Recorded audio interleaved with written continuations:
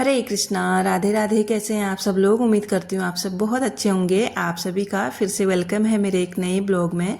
और आज blog start हो रहा है शाम के टाइम से और अभी संध्या काल का समय है। तो आज मैं आपके साथ अपनी जो नाइट रूटीन है उसको शेयर करने वाली हूँ। संध्या काल से रात्रि का जो समय होता है उसमें मैं किस किस चीज़ों का ध्यान रखती हूँ और क्या मेरा पॉजिटिव रूटीन रहता है रात तक का, तो वो चीज़ें मैं आपके साथ शेयर करने वाली हूँ आज। तो अभी जो दोपहर के धुले हुए बर्तन हैं मैं उनको सेट कर रही हूँ। बाकी जो सिंक में छोटे मोटे चाय पानी के बर्तन पड़े हुए हैं उनको मैं धोऊंगी, क्योंकि अभी संध्या काल का समय है तो दिया बत्ती करेंगे। और उससे पहले छोटी छोटी बातों का ध्यान रखना बहुत ज़्यादा ज़रूरी है घर में, जिससे कि पॉजिटिविटी बनी रहती है। तो जो बर्तन जूठे पड़े रहते हैं दिया बत्ती करने से पहले मैं उनको बहुत अच्छे से क्लीन करके, किचन क्लीन करके जाती हूँ दिया बत्ती करने के लिए। तो यहाँ पे सारे बर्तन मैं सेट करूँगी सबसे पहले, उसके बाद फिर मैं बर्तन धोऊंगी। तो ये छोटी छोटी चीज़ें हैं जिनको हम फॉलो करके अपना जीवन बहुत सार्थक बना सकते हैं, बहुत अच्छे से हम रह सकते हैं। और शाम के टाइम पे किन किन बातों का ध्यान रखना चाहिए आज ये भी मैं आप लोगों के साथ शेयर करूंगी। सबसे पहले तो जो भी गंदगी हो घर में उसको हमें सब पहले ही साफ़ सुथरा कर देना चाहिए। जैसे शाम की झाड़ू लग जाती है घर में और उसके बाद जो बर्तन वगैरह होते हैं वो साफ़ कर लेने चाहिए। और अगर पॉसिबल हो पाता है शाम के टाइम पे जब सूर्य भगवान छिपे नहीं होते हैं उससे पहले हमें थोड़ा अपने आंगन वगैरह की धुलाई कर देनी चाहिए। बाकी जो फूल पौधों में पानी देना होता है वो तो हम शाम को देते ही हैं गर्मियों के टाइम पे, और थोड़ा बहुत धुलाई कर लेते हैं तो सही रहता है। कभी भी आप ध्यान रखना शाम के टाइम पे अगर आप धुलाई करते हैं बाहर आंगन की या फिर अपने घर की साफ़ सफाई करते हैं तो एक अलग ही मतलब पॉजिटिव एनर्जी आपको घर में महसूस होगी। तो उसके बाद क्या है कि अब फिर मंदिर सफाई की बारी आ जाती है। तो शाम के टाइम पे अपना मंदिर ज़रूर से साफ़ करें। अपने जो पूजा के बर्तन वगैरह हैं उनको भी साफ़ करना चाहिए, क्योंकि इन चीज़ों से ना जब हम पूजा में बैठते हैं तो हमारा ध्यान केंद्रित होता है, एक अच्छी सी वाइब हमको मिलती है जो हम भगवान के साथ कनेक्ट हो पाएँ। उस तरह का माहौल बन पाता है शाम के टाइम पे अगर हम छोटी छोटी बातों का ध्यान रखें। तो कभी भी घर में क्लेश ना करें, शाम के टाइम पे बच्चों पे ना चिल्लाएं। और कुछ बच्चों की आदत होती है शाम के टाइम पे किताब न पढ़ने की, बुक्स नहीं निकालते बच्चे, उनको ज़बरदस्ती बैठाना पड़ता है, बोलना पड़ता है।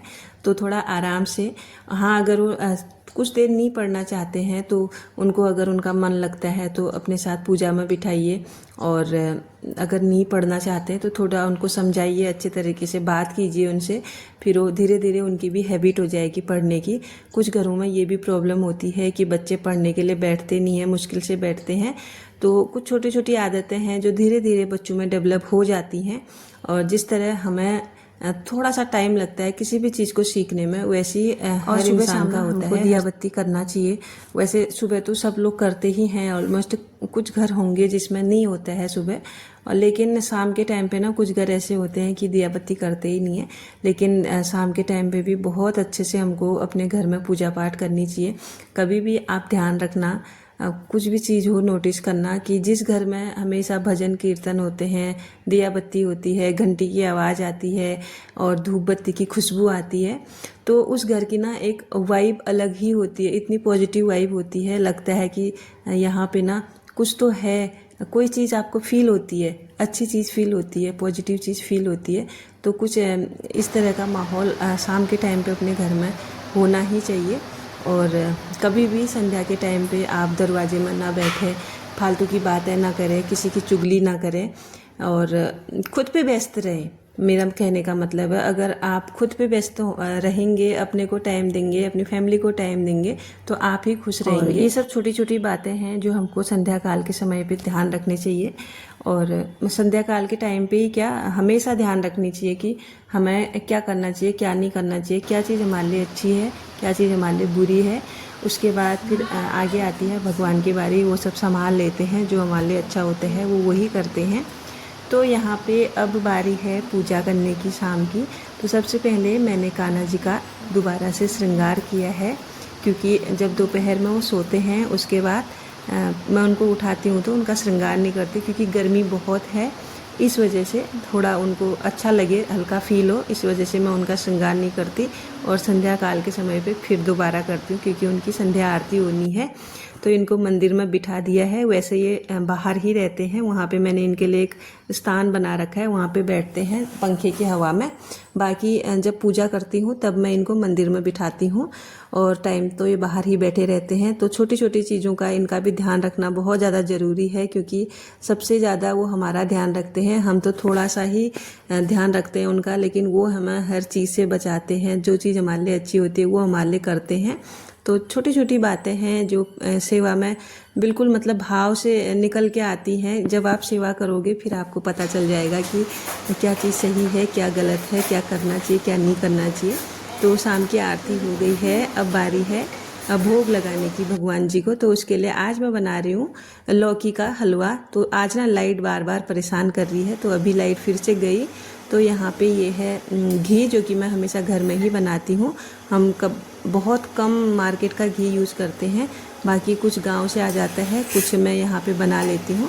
तो घी की कोई कमी नहीं है। और सच बताऊँ, जब से मेरे कान्हा जी हमारे पास आए हैं, भले ही हमारे पास अभी जानवर नहीं है गांव में, लेकिन फिर भी ना कभी हमें दूध, घी, दही, मक्खन इस चीज़ की कभी कमी नहीं पड़ी। ये इनकी कृपा है। और यहाँ पे मैंने लौकी को कद्दूकस कर लिया है, निचोड़ के उसको अच्छी तरीके से भून लूँगी। उसके बाद फिर इसमें डालेंगे दूध और चीनी। अगर आपके पास ड्राई फ्रूट है तो ड्राई फ्रूट डाल सकते हैं आप, लेकिन मेरे पास अभी नहीं है। मैंने थोड़ी सी इलायची डाली, और वैसे भी इसका टेस्ट जो है ना वो बहुत अच्छा आया, बहुत ज़्यादा अच्छा।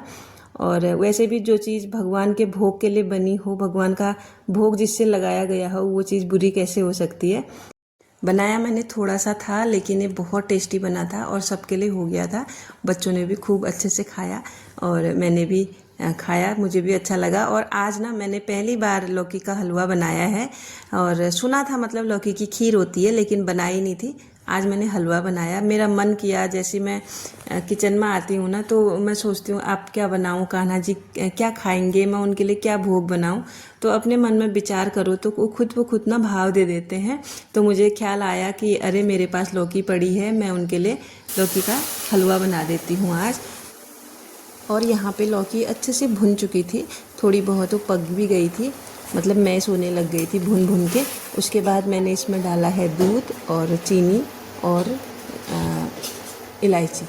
तो इसको डाल के इसको अच्छी तरीके से पकाया, और इतना पकाया कि ये अच्छे से ड्राई हो जाए, तब तक मैंने इसको पकाया है। और आज घर में भुट्टे भी आए हैं, तो इसके साथ कान्हा जी के लिए भुट्टा भी मैं यहाँ पे बना रही हूँ।